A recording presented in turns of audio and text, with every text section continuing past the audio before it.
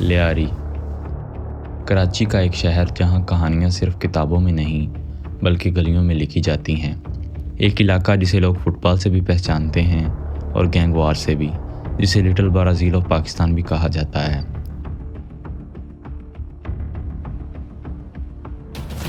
آج ہم بات کر رہے ہیں لیاری کے ایک ایسے نام کی جو سب سے زیادہ سنا جاتا ہے، جسے آج کل دھرندھر مووی میں بھی دکھایا گیا ہے۔ جو وعدہ کیا گیا اسے بھولنے کی گستاخی مت کرنا۔ رحمان ڈکیت کی دی ہوئی موت بڑی کسائی نما ہوتی ہے۔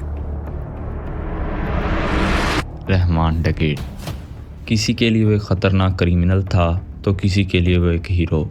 میڈیا نے اسے گینگسٹر کہا، لا انفورسمنٹ نے اسے کریمنل اور لیاری کے کچھ لوگوں نے اپنا ہیرو۔ سوال یہ ہے کہ وہ تھا کون؟ رحمان ڈکیت کا اصل نام سردار عبد الرحمان بلوچ تھا۔ وہ 1980 میں لیاری کراچی میں پیدا ہوا، ایک علاقہ جو پہلے ہی غریبی، نشے اور سیاسی لاپرواہی کا شکار تھا۔ رحمان کا فیملی بیک گراؤنڈ بھی نارمل نہیں تھا۔ اس کا والد اور چچا ڈرگ سمگلنگ کا کام کرتے تھے۔ اس ماحول میں ایک بچے کے پاس صرف دو ہی راستے ہوتے ہیں، یا تو سسٹم سے لڑنا یا سسٹم کا حصہ بن جانا۔ رحمان نے دوسرا راستہ چنا۔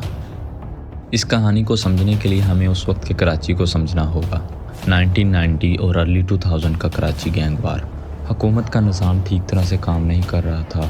لوگ ووٹ، پاور اور فیصلے قوم یا زبان دیکھ کر کرتے تھے۔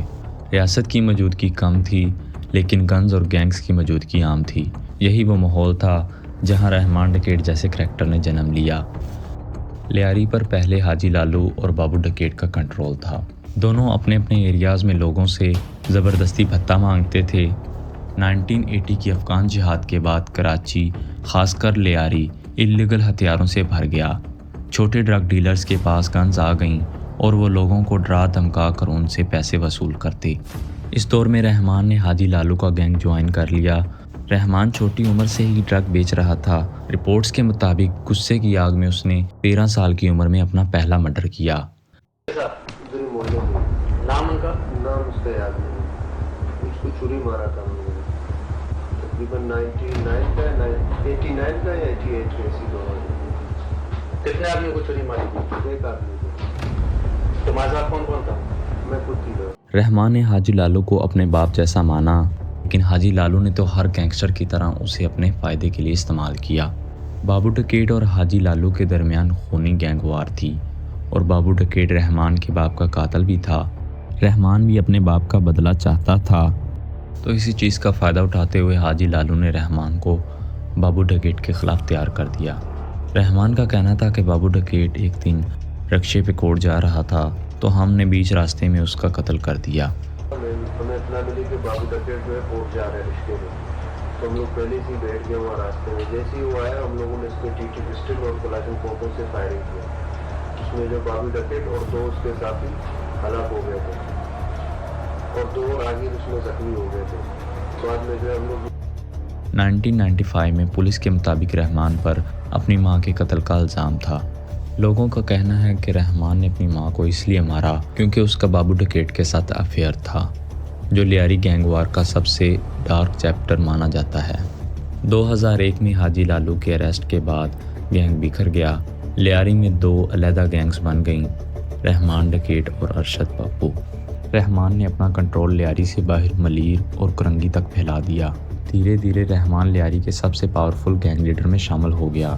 اس کا نام لیاری گینگ وار کا ایک سینٹرل حصہ بن گیا، جہاں رائیول گینگز کے درمیان خون خرابہ ہوتا رہا۔ ان گینگز وار نے کراچی کو سالوں تک ہلا کے رکھ دیا۔ لا انفورسمنٹ ایجنسیز کے مطابق رحمان ڈکیت پر 80 سے زیادہ کریمنل کیسز رجسٹر تھے۔ ان میں شامل تھے ڈرگ سمگلنگ، پتہ خوری، کڈنیپنگ، اللیگل ویپنز اور ملٹیپل مرڈرز۔ پولیس رپورٹس اور میڈیا انویسٹیگیشن کے مطابق رحمان صرف ایک اسٹریٹ کریمنل نہیں بلکہ ایک آرگنائزڈ کرائم نیٹ ورک کا ہیڈ تھا۔ وہ 2 مرتبہ پولیس کسٹڈی سے بھاگا، جس سے یہ سوال اور گہرا ہو گیا کہ کیا وہ سسٹم سے زیادہ پاورفل ہو چکا تھا۔ اور دوسری طرف لیاری کی گلیوں میں رہنے والوں کی کہانی تھوڑی ڈیفرنٹ ہے۔ کئی لیاری کہتے ہیں کہ جب اسٹیٹ اور گورنمنٹ نے لیاری کو اگنور کر دیا تو رحمان نے وہاں لوگوں کی مدد کی۔ لوگوں کا کہنا ہے کہ اس نے غریبوں کے لیے راشن، میڈیکل ہیلپ اور مشکل وقت میں ان کو سہارا دیا۔ اس کی موت کے بعد ہزاروں لوگ اس کے جنازے میں شامل ہوئے، جو اس بات کا ثبوت ہے کہ وہ صرف ڈر کی وجہ سے نہیں بلکہ اپنی ہمدردی کی وجہ سے بھی فالو کیا جاتا تھا۔ رحمان نے پیپل امن کمیٹی بنائی جو آفیشیلی کمیونٹی پروٹیکشن کے نام پر تھی۔ اس کا مقصد تھا لیاری کے لوگوں کو پروٹیکٹ کرنا، گینگ وائلنس کو کم کرنا اور ایریے میں امن لانا۔ اس لیے اس کا نام پیپل امن کمیٹی رکھا گیا۔ جب پولیس اور گورنمنٹ لیاری کو نظر انداز کر رہی تھی تو پیپل امن کمیٹی نے لوکل لوگوں کے ایشوز سولو کیے، اس لیے کچھ لوگ رحمان کو اپنا ہیرو سمجھتے تھے۔ بھائی تھا، چھوٹا بچہ تھا، بات اچھا تھا، غریبوں کا واسطہ بہت اچھا تھا، بچوں کا جیسا باپ جیسا ہم لوگ کا بھائی جیسا تھا۔ لیاری میں امن کون بھائی نے لایا تھا؟ کون بھائی ہمارا بھائی۔ اور دوسری طرف میڈیا کے مطابق رحمان نے گنز اور انفلوئنس کو امن کے نام پر استعمال کیا۔ اس لیے کئی لوگ کہتے ہیں کہ پیپل امن کمیٹی امن کے لیے کام اور پاور کے لیے زیادہ یوز ہوئی۔ یہیں سے کرائم اور پولیٹکس ایک دوسرے میں مکس ہو جاتے ہیں اور رحمان ایک گینگسٹر سے زیادہ ایک پاور بروکر بن جاتا ہے۔ رحمان کسی کے لیے مسیحا تھا تو کسی کے لیے ظالم۔ اس کے ہاتھوں مارے جانے والے بے گناہ افراد کے اہل خانہ اس کی موت کے لیے دن رات دعائیں مانگتے تھے۔ امن کمیٹی کا چیئرمین ہے، وہ خود بھی ڈکیت ہوتے ہوئے ہر وہ چیز ان کے سپورٹ ہے۔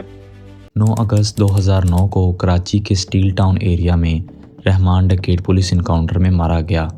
پولیس کا کہنا تھا کہ رحمان اور اس کے ساتھی نے پہلے فائرنگ شروع کی، جس کے جواب میں پولیس نے فائر کیا، لیکن کچھ لوگوں نے اس انکاؤنٹر پر سوال اٹھایا۔ ان کا کہنا تھا کہ یہ ایک فیک انکاؤنٹر بھی ہو سکتا ہے، جو پاکستان کے لا اینڈ آرڈر ہسٹری میں پہلے بھی دیکھا جا چکا ہے۔ رحمان ڈکیٹ کی زندگی اور موت کراچی کے لیے ایک سبق تھی۔ ایک طرف کرائم اور گینگز نے شہر کو نقصان پہنچایا تو دوسری طرف یہ بھی سامنے آیا کہ جب سٹیٹ فیل ہوتی ہے تو نان سٹیٹ ایکٹر پاور لے لیتے ہیں۔ تو اب سوال پھر سے وہی ہے، کیا رحمان ڈکیٹ صرف ایک کریمنل تھا یا پھر ایک ہیرو جسے حالات نے جنم دیا؟ شاید سچ بلیک یا وائٹ نہیں بلکہ گرے ہے۔ وہ ایک کریمنل بھی تھا اور لوگوں کی مدد بھی کرتا تھا۔